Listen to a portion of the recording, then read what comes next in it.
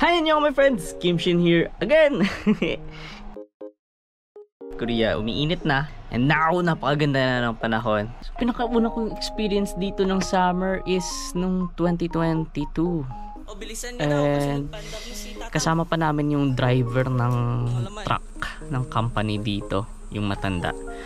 Dinala niya kami sa beach around dito sa Gyeongju. Nakalimutan ko na yung lugar. Goryeo yata, Goryeo Beach, something ganun. So yun yung pinakaunang outing namin dito. So nag-overnight kami doon.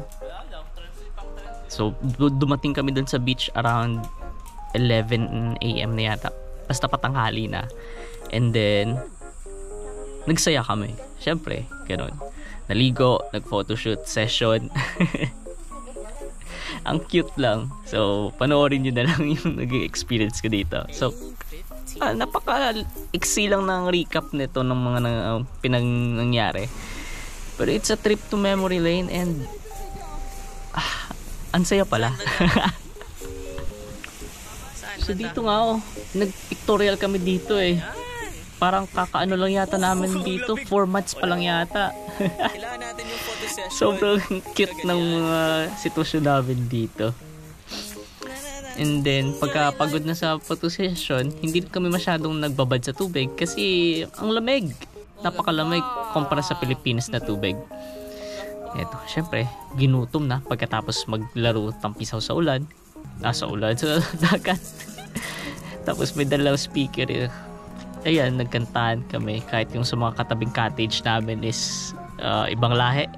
Vietnam yata o hindi ko alam. And then may Koreans din dun sa mga dulo. So, Romeo for the win. Ang cute. Tapos yun yung driver, nag-e-enjoy lang. Lasing na yata yan eh. Kinakausap yun na yung kaibigan namin. This is the vibe. This is the vibe.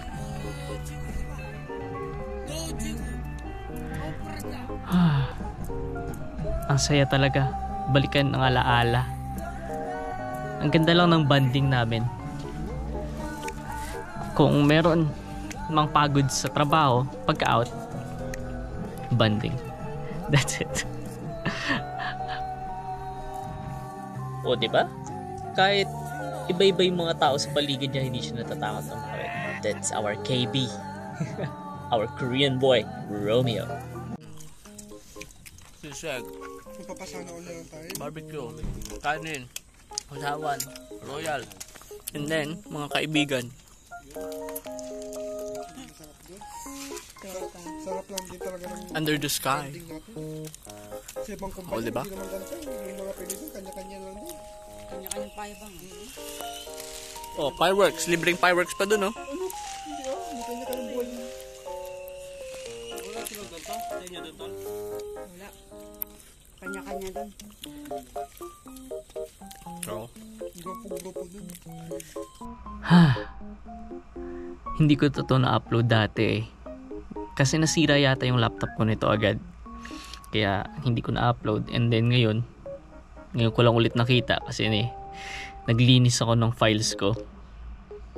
So that's my experience sa unang summer ko dito sa South Korea. Kasama yung mga katrabaho dito sa company, Shinwa Company. Sila ni Kyle, Gerald, Erwin, Edward, Chris, Romeo. Sila pa yung mga kasama namin dyan. Saya lang. And then yung asawa ni Kyle, si Ate Grace. After nito, yung gala namin dun sa Goryeo Beach, pumunta ako ng Daegu dun sa church namin. May gala din kami dun. Nag-ukay ako, pumunta kami ng beach sa Busan. Nag-pictorial lang. And then bumalik na ulit. So another vlog naman yun. See you next vlog. Annyeong!